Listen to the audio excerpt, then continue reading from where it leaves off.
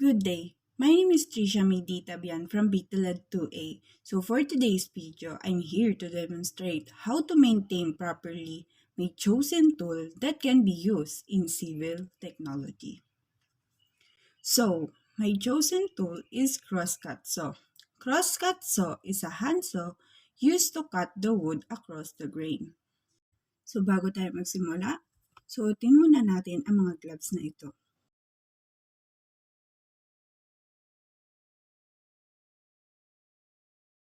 So here is the proper maintenance of crosscut saw.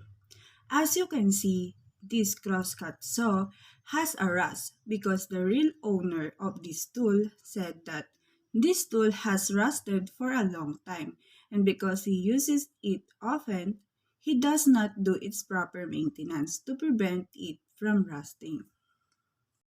So the first thing that we will do is removing rust.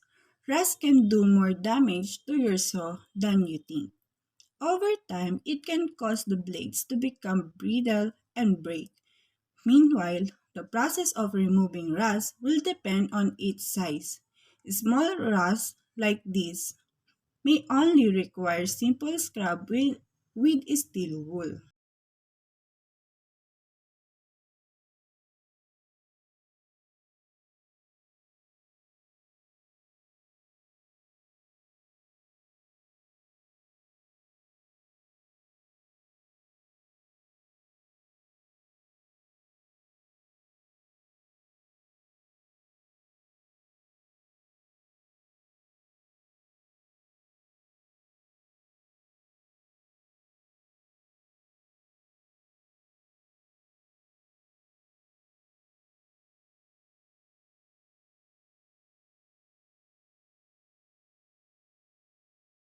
So the very important part is how we can properly store a crosscut saw.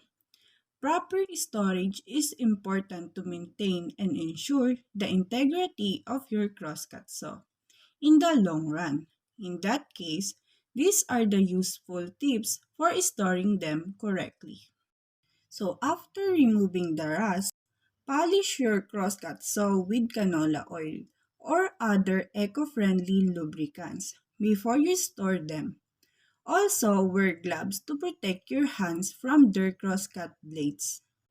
Storing your crosscut saw on a flat surface is a big no. Some object may be dropped on them, resulting in a damage. Instead, keep them hanging through a nail on the wall. Avoid leaning your crosscut saw on the wall. This will only cause their blades to bend slowly over time. Don't put one saw on a top of the other. This will cause friction between the two metals, resulting in damage. Never store your crosscut saw in a location where humans or animals may get severely injured by their sharp teeth. Use sheaths to protect your crosscut saw. Saw sheath highly recommended when using a saw.